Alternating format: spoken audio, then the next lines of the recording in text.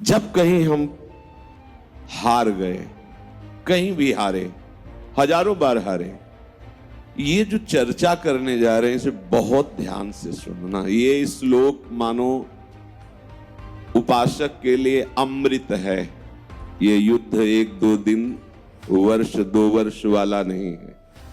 तो ऐसा नहीं कि आज के बाद आपसे गलती नहीं होगी, असंभव। पूर्वाभ्यास आपसे गलती कराएगा। चाहे आप गंगा कसम खाओ, चाहे जमुना कसम खाओ, चाहे अपनी कसम खाओ, चाहे भगवान की कसम खाओ। अब इसमें जो आंतरिक भाव हमारे हृदय में आए वो हम आपको बता रहे हैं, कल्प से नहीं, जीवन से। अब बहुत ध्यान पूर्वक सुनना, क्योंकि ये लंबी लड़ाई है। ये युद्ध 1-2 दिन, वर्ष 2 वर्ष वाला नहीं है। इसीलिए इसमें जल्दी कोई तैयार नहीं हो पाता। किसी भगवत प्रेमी महात्मा की कृपा कोर से ही किसी के हृदय में उत्साह आता है कि अब मैं 2-2 हाथ करूंगा और इस माया से लड़कर मायापति पर अपनापन स्थापित करूंगा। जो माया ने अपनापन शरीर संबंधी भोग, शरीर संबंधी रिश्ते नाते में फैला दिया है, अब मैं इसे समेटूंगा। अब इसमें सबसे ज्यादा बात यह है कि पूर्वाभ्यास हमारा भोगों का रहा है, बहुत जोर का, मतलब भोगों में ही रहे हैं। एक शब्द में कह दें कि भोग ही हमारा जीवन रहा है। अब हम जो सद्गुरु कृपा, भगवत कृपा, संत कृपा, शास्त्र कृपा का आश्रय लेकर के इस भोगाभ्यास से ऊपर उठने की चेष्टा कर रहे हैं, तो ऐसा नहीं कि आज के बाद आपसे गलती नहीं होगी, असंभव। पूर्वाभ्यास आपसे गलती कराएगा। चाहे आप गंगा कसम खाओ, चाहे जमुना कसम खाओ, चाहे अपनी कसम खाओ, चाहे भगवान की कसम खाओ। बिल्कुल सुलझ करके सुनना। इसमें अपने जीवन को भी रखकर हम बोल रहे हैं, आपके लिए ही नहीं। बात तब शास्त्र की समझ में आती है जब जीवन में उसे स्वाद लिया जाए, जीवन में उसे जिया जाए, जो शास्त्र कह रहा है, तब उसका अनुभव होता है। कई बार ऐसा हुआ जीवन में कि ऐसा लगा कि इस चढ़ाई पर शायद हम नहीं चढ़ पाएंगे। बार बार वही फिसलन की वृत्ति, बार बार आकर्षण। कभी लगा कि काम बन गया, अर्थात भगवत राज्य में प्रवेश हो रहा है, तो कभी लगा कि मैं जहां हूं वहीं हूं। कई बार मन में निराशा आती है, उदास वृत्ति होती है। क्या करूं, कौन सा साधन करूं, किसके पास जाऊं, किसको पुकारूं जो हमारी इस समस्या का समाधान कर सके। क्या समस्या? भोगाभ्यास। ये खाऊं, ये देखूं, कोई हमें प्यार करे, कोई मेरा अपना हो। कई तरह की असद वृत्तियां हमारे हृदय में बहुत जन्मों से अधिकार किए हैं। दुर्वासना मम सदा परिकर्षयन्ति, वो खींचती रहती हैं। फिर शास्त्र वचन, संत वचन, गुरु वचन पुनः उत्साह देते हैं, नहीं आगे बढ़ो, आगे बढ़ो। ये जो चर्चा करने जा रहे हैं इसे बहुत ध्यान से सुनना। ये श्लोक मानो उपासक के लिए अमृत है। भगवान कह रहे हैं, सुख दुखे समे कृत्वा लाभा लाभौ जया जयौ ततो युद्धाय युज्यस्व नैवं पापमवाप्स्यसि। बहुत, मतलब जब इस पर विचार करो तो जैसे समुद्र में घुसते चले जाओ, थाह नहीं मिलती। ऐसे इसी श्लोक की थाह नहीं मिलती। कल से इसी श्लोक पर भगवत कृपा से चिंतन चल रहा है। ये स्वयं भगवान के वचन हैं। इसे स्वीकार करने पर कभी लड़खड़ाओगे नहीं। हम ये नहीं कहते कि पूर्वाभ्यास आपको गिराने की चेष्टा नहीं कहेगा। जब गिर जाता है कोई तो एक निराशा आती है। सफलतापूर्वक नियत स्थान पर दौड़कर पहुंच जाना विजय कहलाता है और बीच में गिर जाना पराजय कहलाती है। भगवान कह रहे हैं जया अजयऊ, तुम्हें जय और पराजय में दोनों में समान भाव रखना है। बहुत बढ़िया बात है और इसी बात से परमार्थ की यात्रा शुरू होती है और पूर्ण होती है। नहीं तो बीच में ऐसे लुभावने वन उपवन वाटिका जिसमें मन सोचता है बहुत दौड़ लिया, थोड़ा आराम कर लेते हैं, चूक हो जाएगी। बड़ी भयावनी घाटी जिसमें लगता है कि अब तो निकल ही नहीं पाएंगे। दोनों बातें ये हमको परास्त नहीं कर पाएंगी यदि भगवान की ये बात हमारे दिमाग में रही। स्वयं भगवान कह रहे हैं कि नैवम पाप मवाप्स्यसि, तू पाप को प्राप्त नहीं होगा।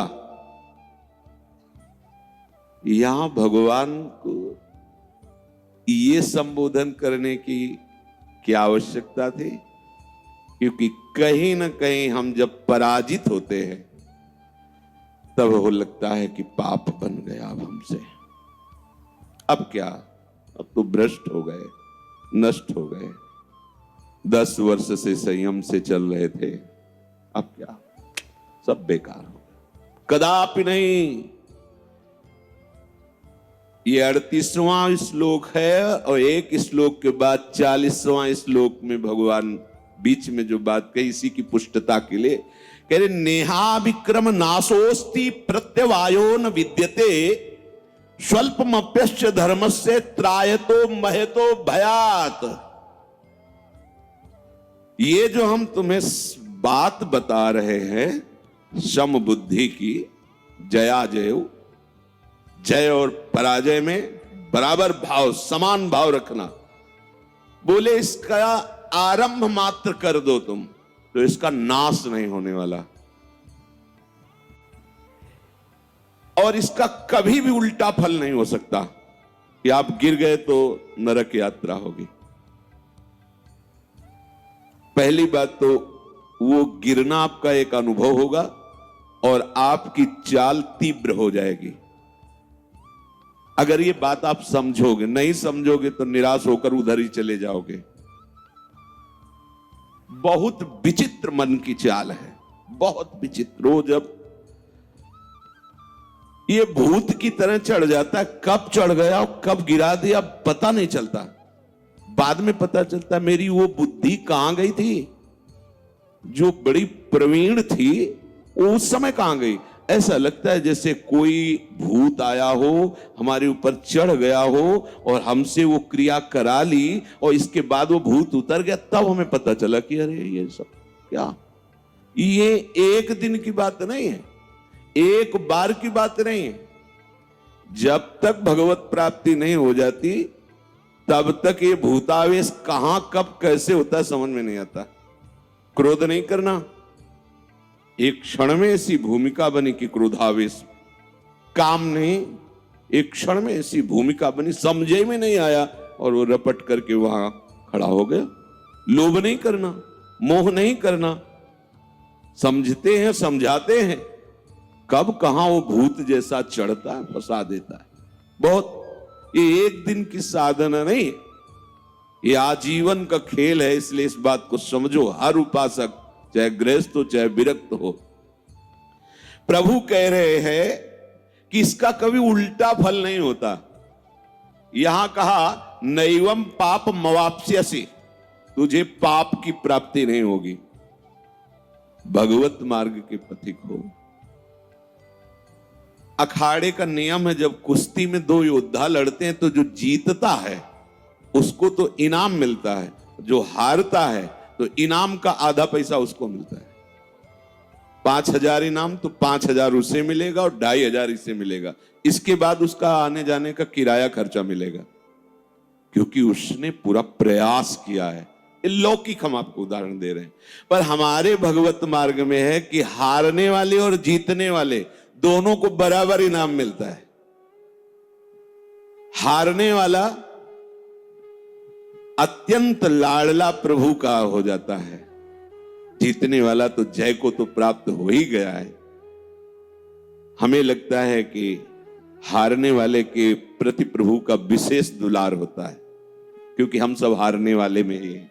जीतने वाले में जैसे भीष्म जी कर ली प्रतिज्ञा तो पृथ्वी हिल जाए, आकाश फट जाए, पर उनकी प्रतिज्ञा टूटने वाली नहीं। पर अपने शाम के की सवेरे टूट गई, हार गए। स्वल्पमप्यस्य धर्मस्य त्रायतो महतो भयात्। इसका थोड़ा सा अनुष्ठान तुम्हारे जन्म मरण के बंधन को नष्ट कर देगा, महान भय से तुम्हारी रक्षा कर लेगा। नामे भक्ता प्रणश्यति। प्रभु को यह कहने की क्या जरूरत थी, अहम तो हम सर्वपापेभ्यो मोक्षयिष्यामि मा शुचा, क्योंकि हम लोग संशय आत्मा हैं कि हम परमार्थ में चलते हैं, हमसे ये गलती हो गई हो सकती है, वो आते आगे होती रहेगी महाराज, जब तक आप बहुत ये अजेय योद्धा है मन, कब कहां कैसे ये व्यवहार में जो बातें बनाते हैं, क्या जाने हो, क्या जाने हो। जाके गई न पांव बेवाई, वो का जाने पीर पर आई, अरे भाई वाह वाह, अरे कुछ नहीं, जरा सी बात हुई, साधु की साधुता पूरे जीवन की।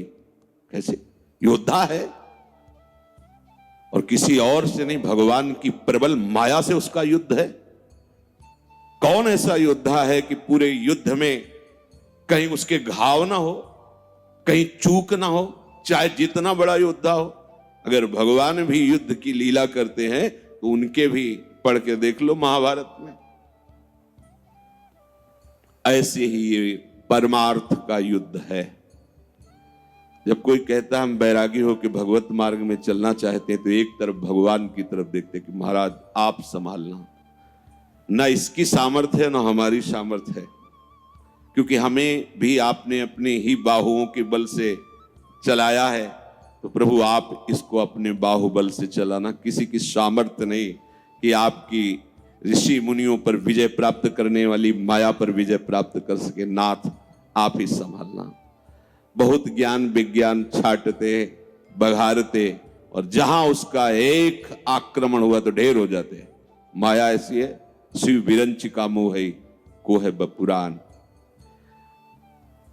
जब हमारी जय होती है तो हमें लाभ दिखाई देता है, और जब लाभ दिखाई देता है तो सुख की प्राप्ति होती है, ऐसा लगता है हृदय में। यह साधक के लिए ठीक बात नहीं है। जब हमें पराजय दिखाई देती है तो हमें हानि अनुभव में आता है, फिर हमें दुख होता है, यह भी साधक के लिए ठीक नहीं। भगवान क्या कह रहे, सुख दुखे समय कृत्वा लाभा अलाभौ जया अजयौ ततो युद्धाय युज्यस्य। खड़े हो जाओ अपने कर्तव्य कर्म को करने के लिए, पर पहले ये समझ लो कि जय और पराजय और उसका चिंतन करके लाभ और हानि का निर्णय, और लाभ हानि में सुख और दुख का भाव, ये तुम्हें समान करना होगा। ये बहुत बढ़िया बात मिली है। उत्साह कभी नष्ट नहीं होगा अगर ये बात रख ली, और इसका थोड़ा सा अनुष्ठान आपको जन्म मरण के चक्र से मुक्त कर देगा। भगवान बोल रहे हैं महतो भयात, महान भय से तुम्हारी रक्षा कर लेगा। अब इसमें जो आंतरिक भाव हमारे हृदय में आए वो हम आपको बता रहे हैं, कल्क से नहीं, जीवन से। जब कहीं हम हार गए, कहीं भी हारे, हजारों बार हारे,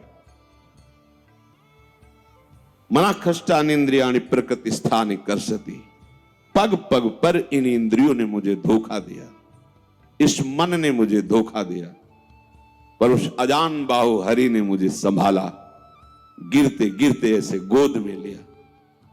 तब ये लगा कि ये बाहु पहले क्यों नहीं थी, गिरने के समय ही क्यों आई।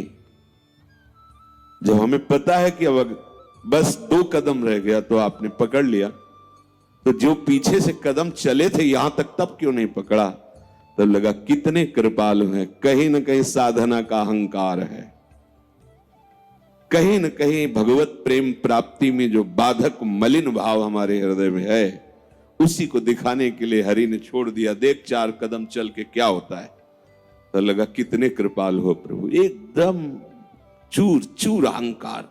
तो जहां कहीं भी अहम स्फुरित हुआ उसी अहम का नाश करने के लिए मेरे करुणा समुद्र प्रभु ने ये हारने की लीला करवाई। हार गया, सब करके थक गया, हे करुणा निधान, बस आप ही, अब आप ही। ये है विजय, ये अब असली विजय हुई।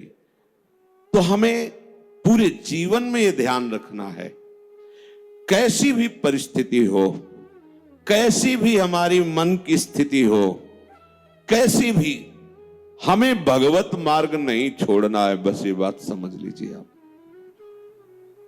ये बात आप बैठा लीजिए। परिणाम भगवान कह रहे महान भय से रक्षा करूंगा, भगवान कह रहे मेरे भक्त का नाश नहीं होता, भगवान कह रहे अहम तो हम सर्व पापेभ्यो मोक्षयिष्यामि मा शुचा। अब इसकी